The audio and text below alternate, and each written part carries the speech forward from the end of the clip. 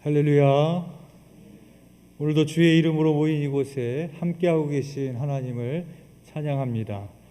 오늘도 하나님께서 우리에게 주시는 위로와 평강이, 치유와 회복이, 기쁨과 감사가 넘쳐나시기를 주님의 이름으로 축원드립니다.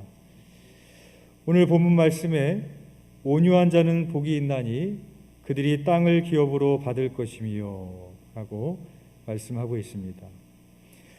온유한 사람은 어떤 사람일까요?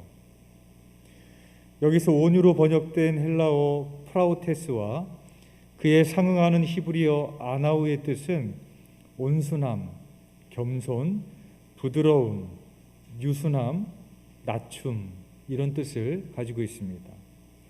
즉 온유한 사람이란 부당하고 억울한 일을 당할지라도 상대방에 대한 미움과 복수심에서 벗어나 겸손히 여호와의 도우심을 바라고 기다리는 사람입니다.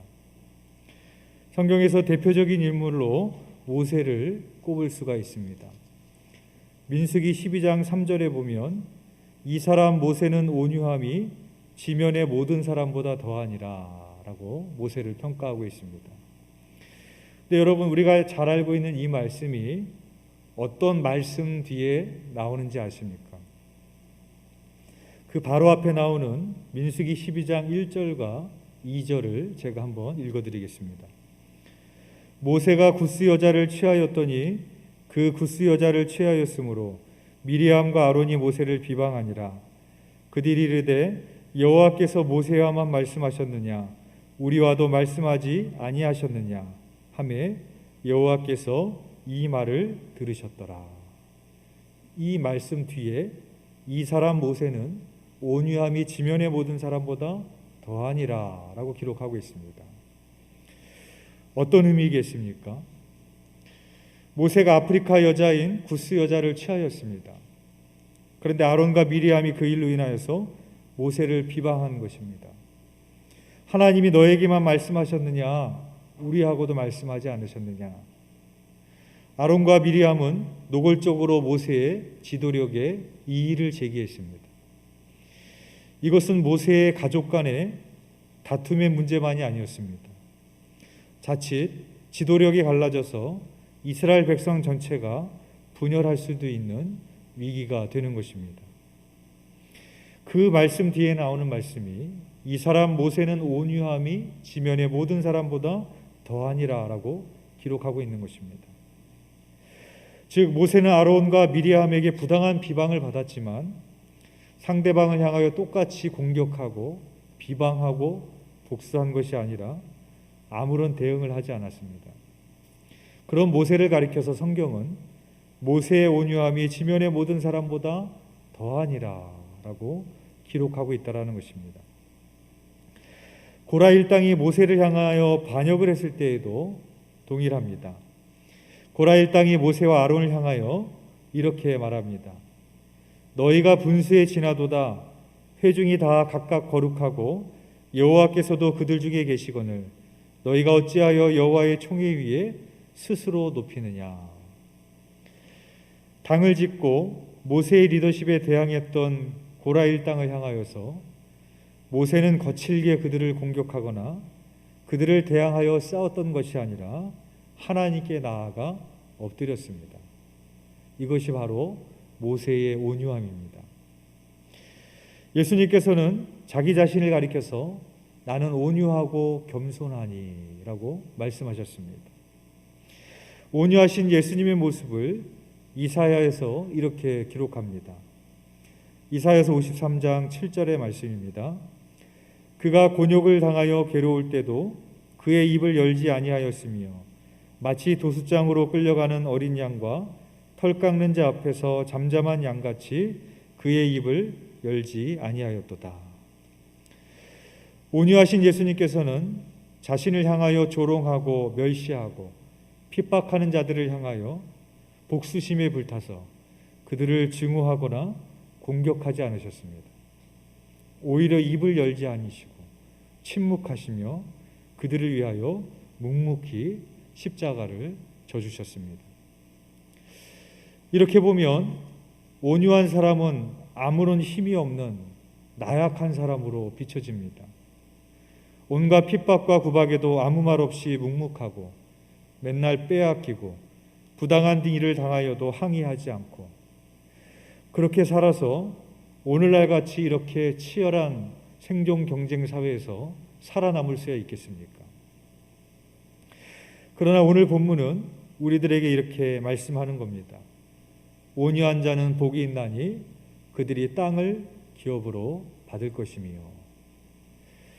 땅을 기업으로 받는다라는 의미는 무엇일까요? 하나님께서 우리에게 실제로 땅을 주시겠다라는 의미겠습니까? 지면의 모든 사람보다 온유함이 더했던 모세는 땅을 받았는가요? 모세는 가나안 땅에 들어가지 못했습니다. 땅을 기업으로 받지 못했습니다. 그러면 이 말씀이 안 맞지 않습니까? 그러면 가나안 땅에 들어가서 땅을 분배받았던 이스라엘 사람들은 땅을 받은 겁니까? 성경에 보면 땅의 소유권은 하나님에게 있습니다. 그러므로 땅을 분배받아도 그 땅을 관리하고 그 땅의 소산을 누리는 것이지 그 땅의 주인이 되는 것은 아닙니다. 그렇다면 온유한 자는 땅을 기업으로 받는다라는 의미는 무엇이겠습니까? 하나님이 단순히 땅을 주신다라겠다는 말씀이 아니라 하나님이 친히 그들의 기업이 되셔서 하나님의 보호와 공급을 누리며 살게 해주신다라는 것입니다. 그렇다면 반대로 땅을 빼앗긴다라는 의미도 생각해 볼 수 있습니다. 땅을 빼앗긴다라는 의미는 하나님의 보호와 공급을 누리지 못하게 되는 겁니다. 이스라엘 백성들이 하나님께 범죄하였을 때, 우상을 숭배하고 그들의 마음이 하나님께로부터 떠났을 때 이방 나라에게 침략을 받아 멸망을 당하고 땅을 빼앗겼습니다. 그리고 포로로 끌려갔습니다. 그들로부터 하나님의 보호와 공급을 누리지 못하게 되는 땅을 빼앗기는 사건을 경험하게 되는 것이죠. 또한 땅을 빼앗겼다라는 것은 그 땅의 소산을 하나님의 공급하심을 누리지 못하게 된다라는 의미입니다. 역대하 7장 13절에서 14절에 보면 혹 내가 하늘을 닫고 비를 내리지 아니하거나 혹 메뚜기들에게 토산을 먹게 하거나 혹 전염병이 내 백성 가운데 유행하게 될 때에 내 이름으로 일컫는 내 백성이 그들의 악한 길에서 떠나 스스로 낮추고 기도하여 내 얼굴을 찾으면 내가 하늘에서 듣고 그들의 죄를 사하고 그들의 땅을 고칠지라 라고 말씀하고 있습니다. 여러분, 하늘에서 비가 내리지 않는다면 어떻게 되겠습니까? 우리는 그 땅의 소산을 누릴 수가 없습니다. 또한 아무리 소산을 낸다고 할지라도 메뚜기와 같이 소산물을 먹어치우고 병충해가 심하게 되면 제대로 된 소산물을 얻을 수 없습니다. 우리가 여름마다 폭염이 오게 되면 야채나 과일값이 폭등하는 것을 보게 됩니다. 올해도 수박이 금덩어리가 돼서 3만 원이 넘어가는 그런 상황을 보게 됩니다. 하나님이 비를 내려주시지 않으면, 하늘을 닫아버리면 우리는 이 땅의 소산을 누릴 수가 없게 되는 겁니다. 더 나아가서 전염병이 내 백성 가운데 유행하게 될 때 내 이름으로 일컫는 내 백성이 그들의 악한 길에서 떠나 스스로 낮추고 기도하여 내 얼굴을 찾으면 내가 하늘에서 듣고 그들의 죄를 사하고 그들의 땅을 고칠지라 라고 말씀하고 있습니다. 지금 우리는 2년 동안 코로나라는 전염병으로 인하여 세계가 속수무책으로 당하고 있습니다. 하나님께서 보호하시지 않으면, 지키시지 않으면 우리가 이 땅에 살아도 사는 것 같지 않은, 우리의 일상이 멈춰버리고 좋은 공기도 마실 수 없도록 마스크를 쓰고 생활해야 되고 이 땅에 누릴 수 있는 것을 누리지 못하게 되는 것을 볼 수 있습니다. 그때 그의 백성이 겸비하게 하나님 앞에 낮출 때 그 땅을 고치시겠다라고 말씀하고 있는 것이죠. 따라서 땅을 유업으로 얻는다라는 의미는 하나님이 우리에게 친히 기업이 되어 주셔서 우리를 보호하시고 이 땅의 소산을 누리게 해주신다라는 의미가 되는 것입니다. 모세의 지도력에 이의를 제기했던 상황에 하나님께서 개입을 하십니다. 하나님은 구름 속에서 모세와 아론과 미리암을 부르시고 아론과 미리암에게 이렇게 말씀하십니다. 내가 선지자들에게는 환상이나 꿈으로 말했지만 모세와는 직접 대면하여 명백히 말하였다 라고 하시면서 내 종 모세를 비방하지 말라고 호통을 치십니다. 그때 받은 충격으로 인하여 미리암은 나병에 걸려 한동안 진영 밖으로 추방을 당하였습니다. 고라 일당이 모세에게 반역을 하였을 때에도 하나님께서 개입을 하십니다. 그래서 모세에게 반역했던 고라 일당은 땅속에 삼킴을 당하게 되었습니다. 우리가 온유한 자가 되어야 될 이유가 여기에 있습니다. 내가 억울한 일을 당하였다고 내가 복수심에 불타서 싸우지 않더라도 내가 온유한 자로 살아갈 때 여호와의 도우심을 기다리고 소망하고 살아갈 때 하나님은 우리의 삶 가운데 개입하신다라는 것입니다. 그리고 친히 그들의 백성을 지키시고 하나님의 보호와 공급하심이 온유한 자에게 따르게 된다라는 것입니다. 온유하신 예수님께서는 곤욕을 당하여도 그 입을 열지 않으시고 마치 도수장으로 끌려가는 어린 양과 같이 털 깎는 자 앞에서 잠잠한 양같이 그의 입을 열지 않으셨습니다. 그렇다면 온유하신 예수님께서는 아무런 힘도 없는 연약한 분이십니까? 사람은 입에 달면 삼키고 쓰면 뱉어버립니다. 그러나 여러분, 바다와 대지를 보십시오. 바다는 흘러들어오는 모든 물을 다 받아들입니다. 깨끗한 물이든 오염된 물이든 한국에서 흘러들어온 물이든 미국에서 흘러들어온 물이든 바다는 그것을 다 받아들이고 수용하고 그것을 정화시킵니다. 대지도 마찬가지죠. 땅에 떨어지는 모든 씨앗을 다 품습니다. 씨앗이 내 마음에 들지 않는다고 뱉어내는 법이 없습니다. 그 씨앗이 어떤 씨앗이든지 상관없이 품어서 싹을 틔우게 하고 열매를 맺게 합니다. 이것이 바로 온유함입니다.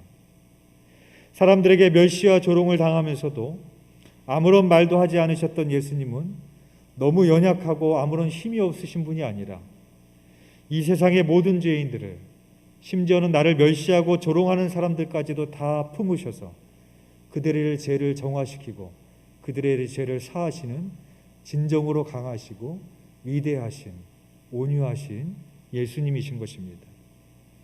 그래서 온유한 사람은 약한 사람이 아니라 진정으로 강한 사람입니다.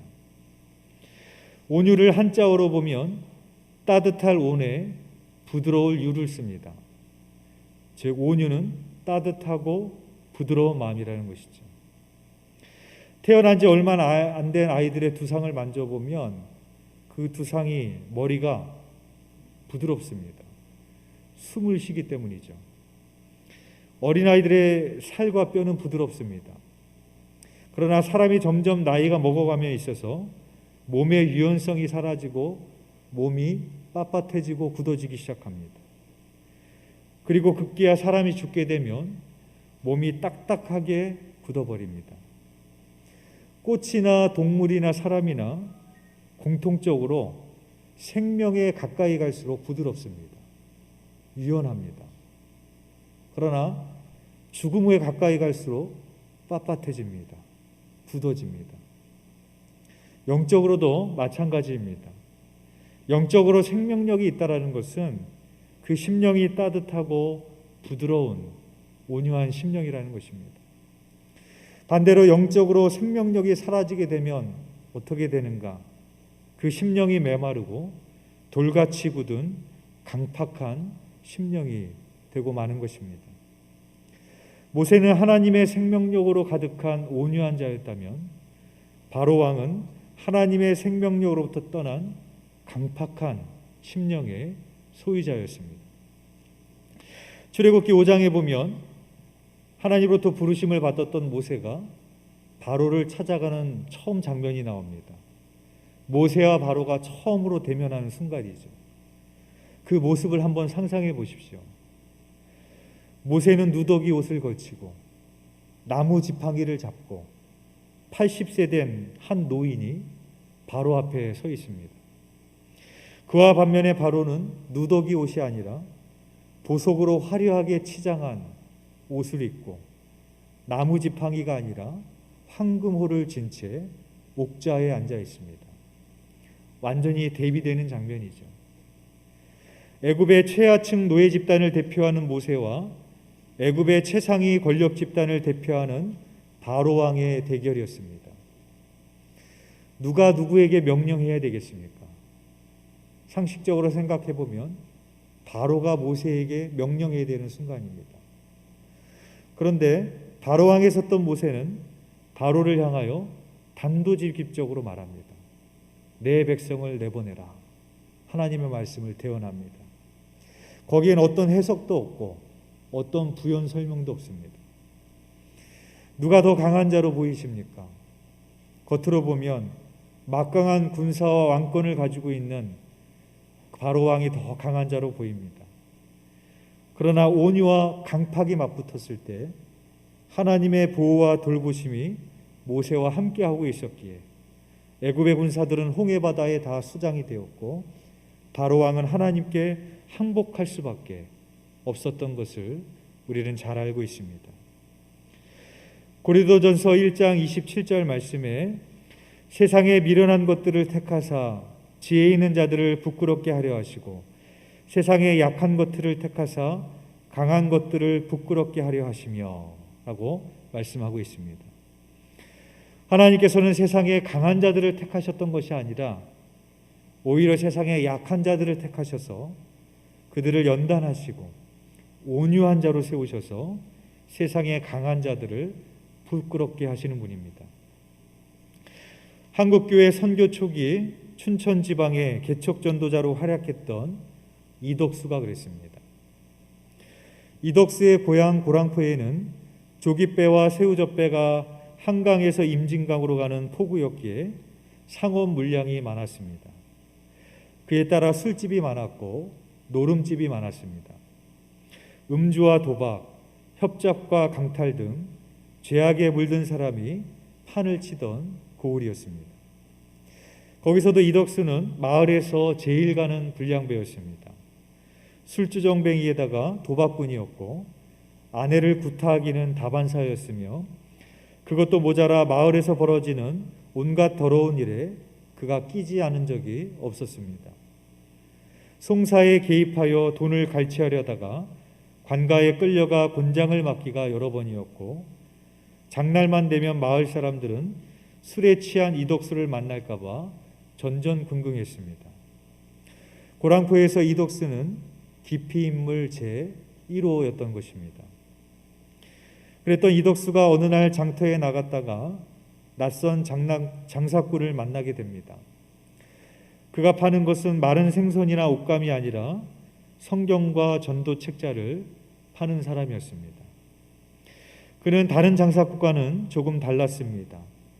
처음 만났는데도 부드러운 목소리로 차근차근 책에 담긴 내용을 잘 설명해 주었고 마치 상품을 소개하는 상인처럼 예수의 도를 설명하는 전도자의 말에 이상하게 이덕수의 마음이 끌리게 됩니다. 그 사람은 한번 읽어보시오 하고 작은 전도 책자 하나를 이덕수에게 건네주고 떠났습니다. 겨우 한글을 깨친 이덕수는 그 책을 집으로 가져와서 읽기 시작했습니다. 처음 보는 책인데도 끌어당기는 뭔가가 있음을 느끼게 되었습니다. 일주일 후에 그 책을 건넸던 상인은 이덕수를 다시 찾아옵니다. 그리고 자신도 이덕수처럼 전에는 부끄러운 죄를 지으며 살다가 예수님을 만나고 새 사람이 되었음을 간증을 하면서 하나님께서도 당신을 구원하실 것이라고 확신한다라는 말을 건넵니다. 그 말에 이덕수의 입에서 자신도 모르게 예, 당신이 믿는 도를 나도 하겠습니다 라는 말이 흘러나오게 됩니다. 마침 얼마 전 고랑포 읍내 작은 초가집에서 적은 숫자이지만 교인들이 모여서 예배를 드리고 있었습니다. 이덕수는 그 교회에 나가기 시작했고 그때 나이가 30이었습니다. 그렇게 예배당을 출입을 시작한 이후에 이덕수는 완전히 새 사람이 되었습니다. 그 좋아하던 술도 끊었고 도박장에는 얼씬도 하지 않았습니다. 그는 지게를 지고 장터에 나가 짐을 실어다 주고 돈을 벌었고 그렇게 번 돈은 모두 부인에게 가져다 줬습니다. 가난과 폭력에 시달렸던 부인과 자녀들은 작은 행복을 느꼈고 자연스럽게 가족들도 이덕수와 함께 예배당에 나가기 시작했습니다. 이덕수는 그렇게 교회를 나간 지 1년 만에 세례를 받고 속장이 됩니다. 마을 사람들은 술 취하거나 싸움질하는 그의 모습을 더 이상 볼 수 없었고 폭력적이었던 이덕수는 유순한 사람으로 바뀌고 있었습니다. 이덕수는 지게품을 팔아서 모은 돈으로 말린 생선과 새우젓을 떼다가 인근 장터를 찾아다니며 팔기 시작했고 물건만 판 것이 아니라 복음도 전하기 시작했습니다. 그래서 장터에서 그의 전도를 받고 믿게 된 사람이 점점 늘어나게 됩니다. 그 무렵 서울에 있던 남감리의 선교사 무스는 새로운 선교지로 활동받은 강원도 춘천에 파송할 토착 전도인을 찾고 있었습니다. 그런 그의 귀에 고랑포 속장인 이덕수에 대한 소문이 들려오게 됩니다. 무스 선교사는 직접 고랑포까지 찾아가서 이덕수를 면담한 이후에 춘천에 함께 가서 전도하고 성경책을 팔자고 권면하게 됩니다. 그리고 이덕수는 즉각 그 일에 승낙을 하게 됩니다. 약속한 날 이덕수는 고랑포에서 서울까지 120리를 걸어가고 거기서 지게에 성경책과 전도책자를 가득 실은 후 춘천까지 320리길을 걸어갔습니다. 동행하는 선교사는 자전거를 탔지만 이덕수는 무거운 짐을 지고 걸어서 갔습니다. 그렇게 춘천에 도착하니 순식간에 수백 명의 군중들이 몰려들었고 그들을 대상으로 이덕수의 전도가 시작이 됩니다. 그날 이덕수가 춘천 장터에서 전도하면서 선택했던 본문은 마태복음 11장 28절에서 29절의 말씀이었습니다. 수고하고 무거운 짐진 자들아 내게로 오라 내가 너희를 쉬게 하리라. 장터에 무거운 짐을 지고 가며 인생의 무거운 짐을 지고 갔던 그들에게 이 말씀이 그들의 마음을 끌기에 충분했습니다. 그리고 이어서 나는 마음이 온유하고 겸손하니 나의 멍에를 메고 내게 배우라 그리하면 너희가 쉼을 얻으리라 라는 말씀을 소개하면서 자신이 과거 무거운 죄의 짐을 지고 허덕이며 살다가 예수님을 믿은 다음에 얻은 기쁨과 평안의 축복을 간증할 때 많은 사람들이 전도되게 되었습니다. 과거에는 어느 누구도 손댈 수 없었던 술주정뱅이의 불량배였지만 이제는 그리스도의 온유하고 겸손한 마음과 행실을 갖춘 이덕수로 변모하게 되었던 것입니다. 무스 선교사는 이덕수에게 춘천 선교를 맡겼고 이덕수는 만나는 사람마다 성경책과 전도책을 나눠주면서 열심히 전도를 했습니다. 심지어 장날에는 장보러 왔다가 돌아가는 사람들의 짐을 실어다 주면서까지 전도를 합니다. 그렇게 해서 그가 춘천에 내려온 지 불과 2주 만에 춘천 주변으로 75곳의 교회가 세워졌습니다. 그러다가 이덕수는 결핵병에 감염이 되었고 병세는 급속도로 악화되어 손을 쓸 수 없는 지경에 이르게 됩니다. 결국 1910년 4월에 봉이동 집에서 숨을 거두었습니다. 그때 무스 선교사는 지방 순회 중이어서 춘천에 없었고 대신 무스 선교사 부인이 그의 임종을 지키고 있었습니다. 무스 부인은 이덕수에게 선교사님에게 남길 말씀이 있느냐고 물었습니다. 부인은 속으로 생각하기에 죽은 후 나의 가족이나 자식을 잘 돌봐달라고 그렇게 부탁할 것이라고 생각을 했습니다. 그러나 이덕수는 이렇게 마지막 유언을 남겼습니다. 무스 선교사님에게 전해주시오. 여호와는 나의 목자시니 내게 부족함이 없으리로다. 성경 말씀이 그의 유언이었던 것입니다.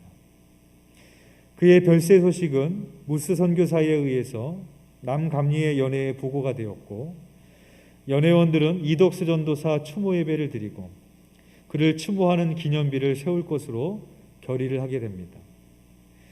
그리고 교인들은 그가 남긴 유언 말씀을 묘비에 새겼습니다. 여호와는 나의 목자시니 내게 부족함이 없으리로다. 여러분, 떨어지는 물방울들을 한번 보십시오. 그 물방울이 얼마나 부드럽습니까? 그 물방울이 얼마나 유연합니까? 단단한 바위에 비하면 그 물방울은 하나도 힘이 있지 않습니다. 그런데 그 물방울이 계속해서 바위에 떨어지게 될 때 결국에 바위가 패이고 맙니다. 하나님께서는 세상의 약한 자를 택하셔서 온유한 자로 연단하시고 세상의 강한 자들을 부끄럽게 하시는 분입니다. 모세가 들고 갔던 그 지팡이, 그 마른 지팡이는 생명력도 없고 감각도 없습니다. 그 지팡이는 단지 그걸 손에 잡은 사람의 의지대로 움직일 뿐입니다. 모세가 하나님에게 그렇게 붙들렸을 때 세상의 가장 강력한 바로 왕에게 승리를 이끌어내는, 자기 백성을 구원해내는 하나님의 지팡이로 쓰임받게 되는 것을 보게 됩니다. 여러분, 요즘 신문이나 뉴스를 보십시오. 요즘 사람들이 얼마나 거세지고 싸나워지고 있는지.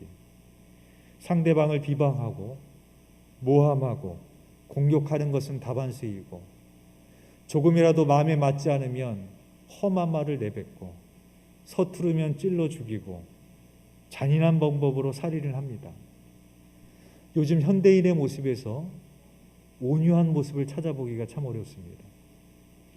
그렇게 사람들이 점점 자기 욕심만 채우려고 싸나워지다 보니까 땅은 차지하고 살지라도, 이 땅에 발을 딛고 살고 있을지라도 우리가 이 땅에서 진정으로 누리며 살아야 될 것을 잃어버리고 살아가는 현대인들의 모습을 보게 되어집니다.